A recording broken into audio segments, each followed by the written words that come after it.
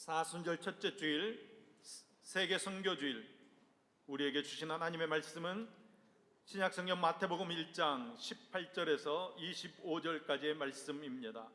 신약성경 1쪽입니다. 마태복음 1장 18절에서 25절까지의 말씀입니다. 이 계시의 말씀을 봉독할 때 살아계신 주님의 음성을 들으실 수 있기를 바랍니다. 제가 받들어 봉독하겠습니다. 예수 그리스도의 나심은 이러하니라. 그의 어머니 마리아가 요셉과 약혼하고 동거하기 전에 성령으로 잉태된 것이 나타났더니 그의 남편 요셉은 의로운 사람이라 그를 드러내지 아니하고 가만히 끊고자 하여 이 일을 생각할 때에 주의 사자가 현몽하여 이르되 다윗의 자손 요셉아 내 아내 마리아 데려오기를 무서워하지 말라. 그에게 잉태된 자는 성령으로 된 것이라. 아들을 낳으리니 이름을 예수라 하라. 이는 그가 자기 백성을 그들의 죄에서 구원할 자이심이라 하니라. 이 모든 일이 된 것은 주께서 선지자로 하신 말씀을 이루려 하심이니 이르시되 보라 처녀가 잉태하여 아들을 낳을 것이요 그의 이름을 임마누엘이라 하리라 하셨으니 이를 번역한즉 하나님이 우리와 함께 계시다 함이라. 요셉이 잠에서 깨어 일어나 주의 사자의 분배대로 행하여 그의 아내를 데려왔으나 아들을 낳기까지 동침하지 아니하더니 낳음에 이름을 예수라 하니라. 이 말씀은 살아계신 하나님의 말씀입니다. 아멘. 같이 한번 기도하겠습니다. 하나님, 우리 기도에 응답하여 주시옵소서. 환난 근심 없도록 우리를 지키시며 우리 지경이 넓어지도록 우리 위에 역사하여 주시옵소서. 우리는 하나님께 구했던 기도 제목조차도 망각하며 살 때가 많습니다. 이웃을 사랑해야 한다는 결심은 하지만 곧바로 잃어버리고 자신만 사랑하며 살았습니다. 주님의 고온을 잊어버렸고 정욕과 쾌락에 몸을 맡기고 방탕하며 살았습니다. 거룩하고 경건한 생활을 생각하지도 못하고 세상과 짝지어 쾌락에 젖어 살았던 모든 죄를 용서하여 주시옵소서. 우리가 항상 주님의 십자가를 생각하며 살아가도록 은혜 베풀어 주시옵소서. 사순절 첫 번째 주일 세계 선교주일에 우리에게 주실 하나님의 말씀을 기대합니다. 주님의 말씀을 받아들이도록 우리의 마음을 준비해 주옵소서. 우리를 잠잠케 하옵시고 주님의 말씀만이 들려지도록 역사하여 주시옵소서. 들려지는 그 말씀에 우리가 아멘하게 하시고 그 말씀 따라 복받는 능력의 삶 살도록 붙들어 주시옵소서. 우리에게 말씀하여 주시는 예수님의 이름으로 기도합니다. 아멘. 이번 주는 교회 절기상 사순절 첫째 주일입니다. 사순절은 부활절 직전 주일을 제외한 40일 동안 지키는 절기입니다. 예수님의 십자가의 고난을 묵상하며 신앙을 수련하는 기간입니다. 지난 수요일 2월 14일 제수요일을 시작으로 올해 사순절이 시작되었습니다. 여러분, 부활절 날짜가 매년 달라진다는 것은 상식적으로 알고 계시죠? 그에 따라서 사순절 날짜도 매년 달라집니다. 그 이유는 교회 역사상 처음 부활절을 정할 때에 만월을 기준으로 정했기 때문입니다.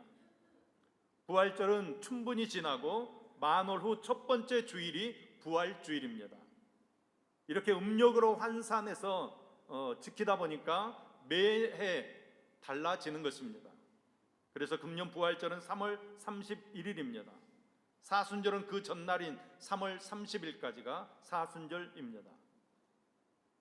예수님의 생애의 하이라이트는 십자가의 죽음과 부활입니다. 그렇게 볼 때 1년 중에 가장 중요한 절기는 사순절과 부활절이라고 말할 수 있습니다.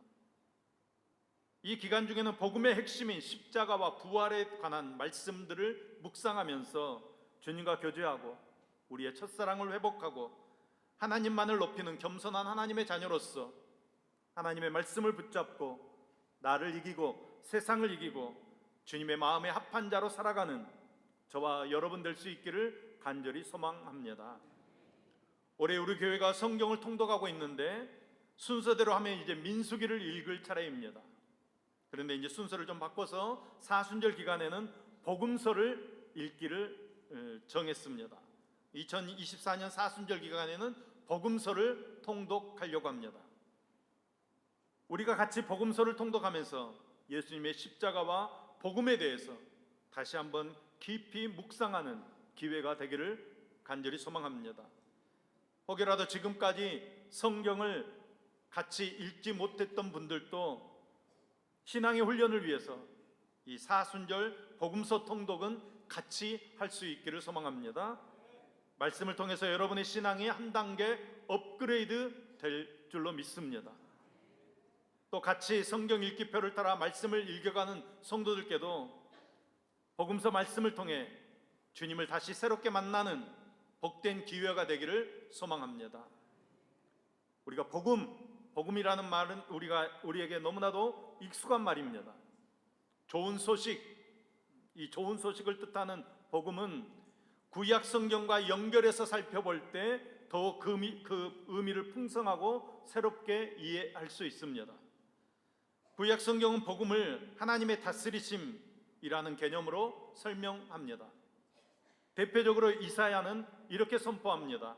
이사야 52장 7절 말씀입니다. 좋은 소식을 전하며 평화를 공포하며 복된 좋은 소식을 가져오며 구원을 공포하며 시온을 향하여 이르기를 내 하나님이 통치하신다 하는 자의 산을 넘는 발이 어찌 그리 아름다운가. 아멘. 여러분, 이 말씀을 살펴보면 좋은 소식은 하나님의 통치와 긴밀하게 연결되어 있음을 알 수 있습니다. 좋은 소식이란 평화를 알리는 소식, 구원이 이르렀다는 소식, 하나님께서 통치하신다는 소식입니다. 이 모든 요소가 하나로 어우러져서 복음이라는 하나의 그림을 만들어내는 것입니다. 예수님께서 나신 때는 암흑시대였습니다.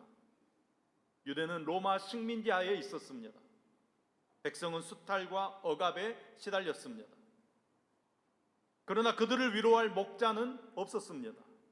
로마의 황제, 또 황제의 임명을 받은 분봉한 헤롯, 그리고 대제사장들, 백성의 장로들, 이런 백성들의 지도자들 중 어느 누구도 백성들을 불쌍히 여기지 않았습니다. 억압하는 사람과 억압하는 사람에게 충성하는 앞제비들만 있었을 뿐입니다. 그 와중에 수많은 백성들은 슬퍼했고 힘들어했고 죽어갔습니다. 이처럼 오랜 동안 강대국의 지배와 억압을 견디며 살아왔던 유대인들은 약속했던 메시아를 열망하게 됩니다. 다윗과 같이 강한 구원자가 나타나서 이 로마를 물리치고 다윗 시대의 그 영광을 재현해 줄 것을 간절하게 기다렸습니다. 그때 예수님께서 탄생하십니다. 예수님의 이야기는 이렇게 시작됩니다. 아브라함과 다윗의 자손 예수 그리스도의 계보라. 누구의 이야기를 할 때 마태처럼 족보를 길게 기록하는 것은 재미있는 방법은 아닙니다.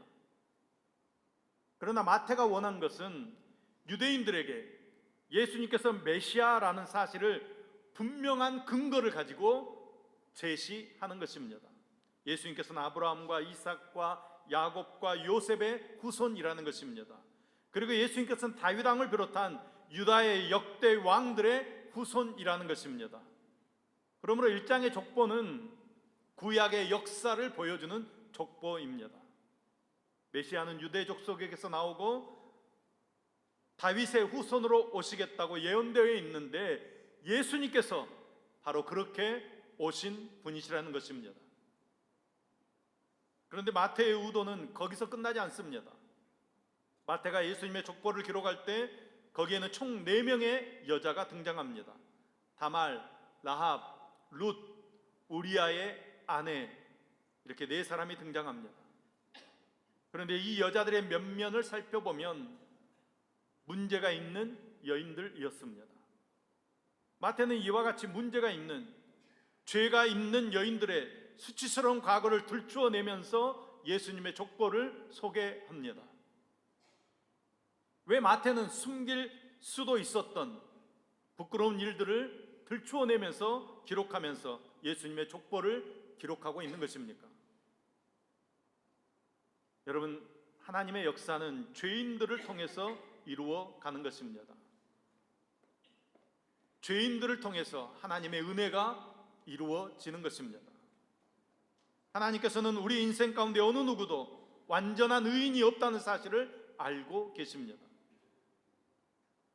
그러나 여러분, 우리를 죄 가운데 버려두시지 않으십니다. 하나님의 은혜는 죄로 가득 찬 우리의 삶을 변화시키는 은혜입니다. 우리를 변화시키셔서 놀라운 일들을 이루어 가시는 것입니다. 성경의 이야기는 죄인들을 용서하신 이야기입니다. 죄인들을 구원해 주신 이야기입니다. 그래서 성경의 이야기들을 한 구절로 요약하면, 하나님이 세상을 이처럼 사랑하사 독생자를 주셨으니 이는 그를 믿는 자마다 멸망하지 않고 영생을 얻게 하려 하심이니라. 요한복음 3장 16절 말씀이 되는 것입니다. 여러분, 성경은 구원의 이야기입니다. 그 큰 줄거리들을 구원의 이야기로 볼 수 있어야 합니다. 그리고 그 구원의 이야기로 우리 자신의 이야기를 볼 수 있어야 합니다. 에베소서 1장 11절 12절 말씀입니다. 모든 일을 그의 뜻대로 결정대로 일하시는 이의 계획을 따라 우리가 예정을 입어 그 안에서 기업이 되었으니 이는 우리가 그리스도 안에서 전부터 바라던 그의 영광의 찬송이 되게 하려 하심이라. 아멘, 아멘. 여러분, 하나님께서 우리에게 원하시는 것은 우리가 하나님의 영광의 찬송이 되는 것입니다. 그런데 여러분, 그것은 하나님의 예정대로, 하나님께서 택하신 대로 이루어지는 것입니다. 모든 것은 하나님의 계획을 따라 이루어지고 하나님의 예정 가운데서 이루어진다는 것입니다. 우리가 이 말씀을 잘 이해해야 합니다. 하나님께서 우리를 이 땅에 보내셨는데, 이 땅에 보내실 때 그냥 우리가 이름 없는 회사원으로 살라고 보내셨겠습니까? 그냥 의미 없는 장사꾼으로 살아가라고 이 땅에 우리를 보내셨겠습니까? 아닙니다. 우리 인생은 이 우주를 창조하시고 주관하신 하나님께서 미리 생각하시고 계획하신 대로 이루어져 가는 것입니다. 마국간에 태어난 예수님께서는 하나님의 아들이십니다. 하나님이십니다. 하나님께서 육신을 입고 이 땅에 오셨습니다. 말씀이 육신이 되었다고 말씀하고 있습니다. 만물이 그로에게서 났고 그로 말미암았고 우리도 그로 말미암아 났습니다.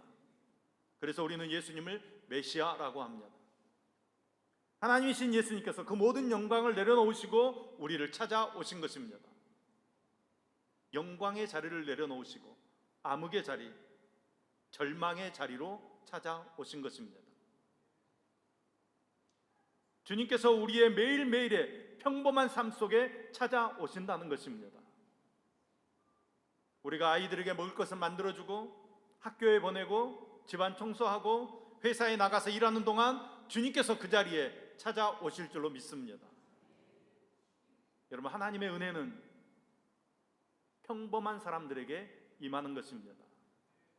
하나님의 이야기는 평범한 사람들을 통해 쓰여져 가는 것입니다.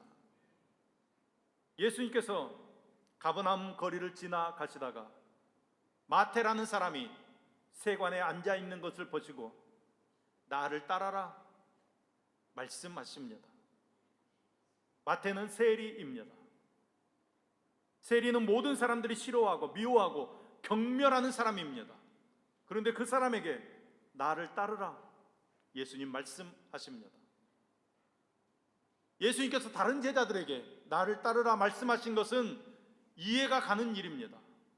그들은 모두 가버나움에서 또 갈릴리 바닷가에서 열심히 일하고 예배도 드리는 경건한 사람들이었습니다.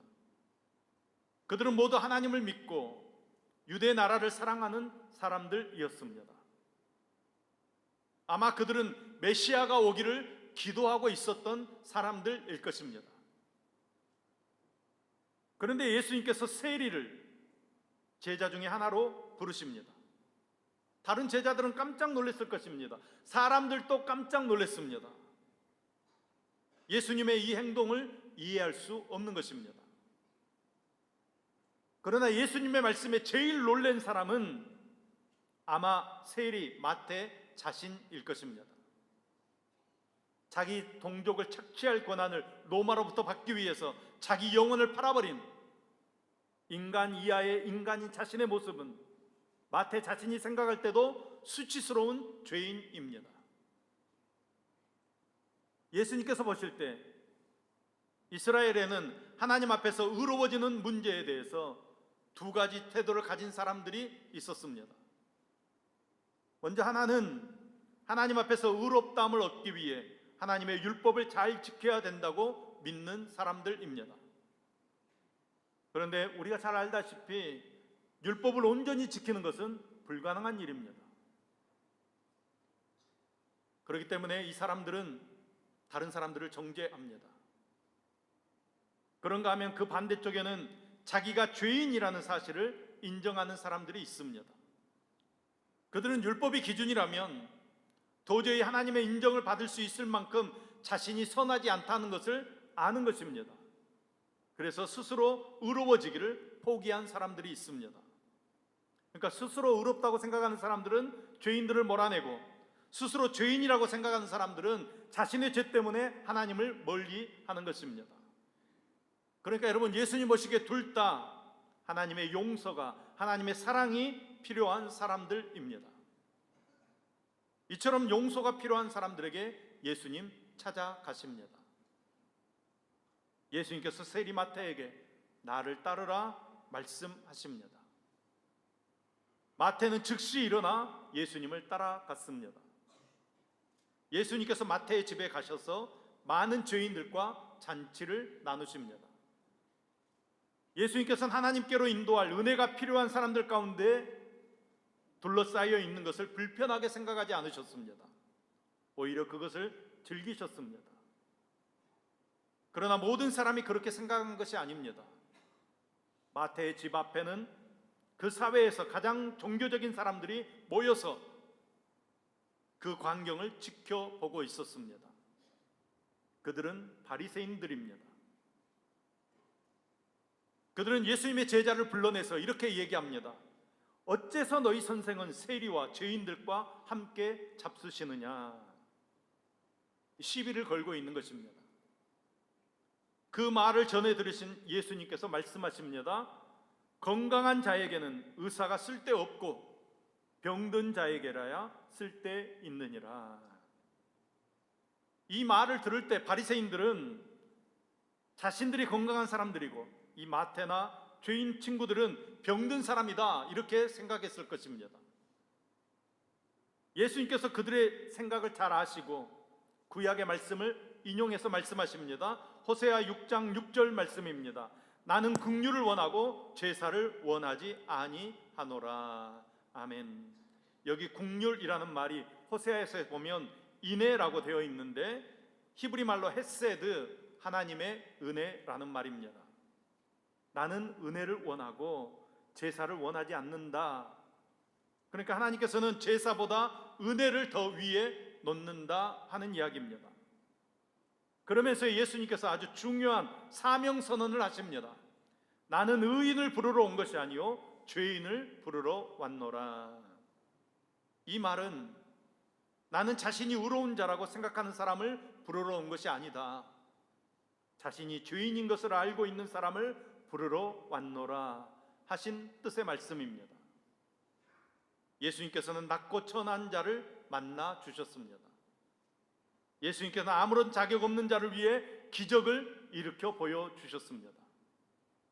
예수님께서는 율법을 어긴 자를 품어 주셨습니다. 하지만 예수님 스스로는 율법을 지키셨습니다. 예수님께서는 어린 아이들과 여인들의 지위를 높여 주셨습니다.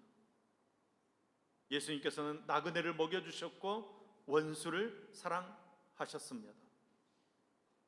예수님께서 유일하게 화를 내신 경우는 은혜 없는 종교를 볼 때뿐이었습니다. 예수님께서는 로마 사람들에 대해 괴로워하지 않으셨습니다. 오히려 바리새인들, 사두개인들, 율법학자들 때문에 힘들어 하셨습니다. 그들은 이스라엘 역사는 은혜의 역사라는 사실을 잘 알고 있었던 사람들입니다. 그러나 그들이 믿는 유대교 신앙은 은혜가 전혀 없는 종교였습니다. 사랑이 전혀 없는 종교였습니다. 그들 유대교 지도자들이 의로우신 예수님을 체포하고 신문하고 십자가에 못 박았습니다. 그러나 잠시뿐입니다. 예수님께서는 부활하셨습니다. 예수님께서는 죽으신 지 3일 만에 부활하셔서 우리를 구원하시는 모든 일을 성취하셨습니다. 예수님 다시 사셨습니다. 여러분, 이 사실은 예수님을 시작으로 우리도 다 부활에 동참하게 된다는 것입니다. 우리도 예수님과 함께 부활할 줄로 믿습니다. 여러분, 부활을 믿으시면 먼저 믿어야 될 것이 있습니다. 우리가 죽을 수밖에 없는 죄인이라는 것입니다. 그것을 깨닫는 사람은 예수님께서 생명의 길이라는 사실을 깨닫게 되는 것입니다. 예수님을 따라 사는 삶은 죽음의 길에서 생명의 삶으로 옮겨지는 것입니다. 마태복음은 다른 복음서와 달리 아주 짜임새가 있습니다. 이게 유대인의 스타일입니다. 우리가 모세오경도 공부해 보면 가르침이 잘 나뉘어져 있습니다. 창세기부터 신명기까지 이렇게 보면 가르침이 딱딱딱 분리되어 가지고 논리적으로 체계적으로 정리가 아주 잘 되어 있습니다. 그것처럼 마태복음도 복음을 설명하면서 정리를 잘해서 가르쳐 주고 있습니다. 산상설교, 표적과 기적의 사역, 천국 복음과 비유의 말씀, 제자도, 공동체 윤리, 종말 설교, 그리고 십자가와 부활, 이렇게 잘 구분되어져 있습니다. 여러분, 왜 이렇게 하는 것입니까? 구약 성경을 공부한 유대인들, 모세오경을 어렸을 때도 공부한 유대인들이 이렇게 공부했기 때문입니다. 그 유대인들의 관점에서 구약적, 모세율법적, 신명기적 관점에서 복음을 설명해 내고 있는 것입니다. 이 구약을 성취하신 분이 예수님이시라는 것입니다. 예수님께서 우리의 왕 되신다는 것입니다. 예수님을 통해서 하나님의 나라가 이루어진다는 것입니다. 그래서 20장에 가면 예수님께서 천국에 대해서 말씀하십니다. 하나님의 나라에 대해서 말씀해 주시는데 품꾼들이 9시에 또 11시에 오후 1시에 오후 5시에 부름을 받습니다. 하나님께서 어떤 사명을 주셨든지 몇 시에 부르셨든지 어떻게 부르셨든지 맡은 바 사명을 다 해야 합니다. 그런데 유대인들은 사명을 다하지 못했습니다. 그것을 꾸짖는 것입니다. 그리고 결산할 때 몇 시에 왔던 상관하지 않고 똑같이 상을 줍니다. 그때 일찍 부름받은 사람들이 불만을 토하는 이야기가 나옵니다. 그러니까 여러분, 하나님의 일은 세상 일과 같지 않습니다. 세상은 으뜸이 되기 위해서 상급을 쌓고 으뜸이 되기 위해서 다른 사람 짓밟고 높은 자리로 찾아가지만 하나님의 나라는 섬기는 사람이 으뜸이 되는 것입니다. 제자들은 눈치도 없이 예수님 십자가지로 예루살렘으로 올라가시는데 예수님 이제 영광 받으시러 가시는 줄 알고 영광 받으실 때 하나는 우편에 하나는 좌편에 앉게 해달라고 어처구니 없는 청탁을 합니다. 부르심의 소명이 무엇인지를 모르는 것입니다. 기독교의 정신, 하나님의 나라의 정신이 무엇인가 하면 섬기는 데 있는 것입니다. 섬기는 자가 으뜸되는 것입니다. 예수님께서 세우신 하나님의 나라는 섬김의 나라입니다. 섬기며 살 때 사명을 감당할 수 있습니다.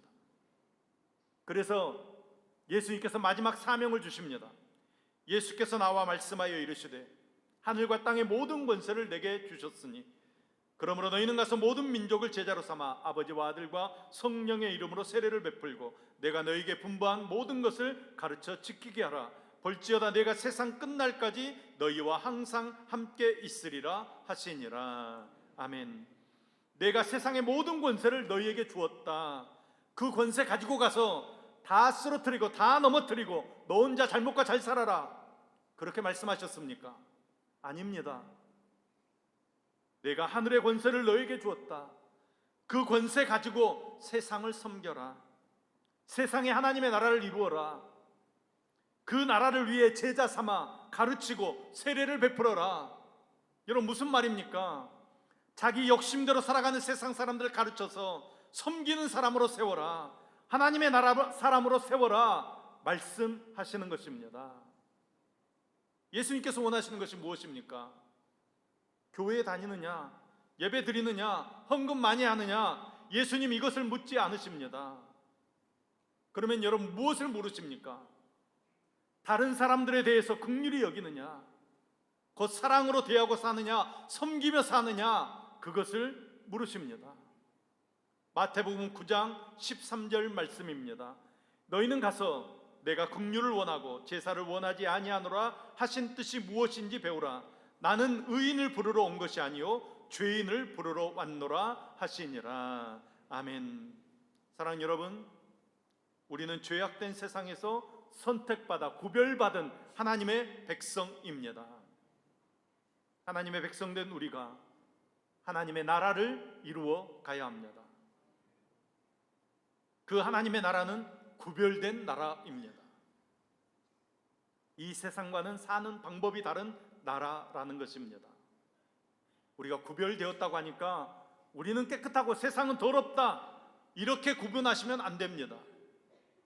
돈만 따라가는 세상에서, 자기 욕심만 따라가는 세상에서, 자기 만족만 따라가는 세상에서 우리는 구별되어서 십자가를 따라가고 예수님을 따라가고 하나님의 나라를 소망하는 삶을 살아가는 것입니다. 나보다 더 남을 앞세우고 내가 낮아져서 다른 사람들을 제자로 삼아 세례로 베풀어 하나님의 나라 백성으로 만들어가는 삶을 살아가는 것입니다.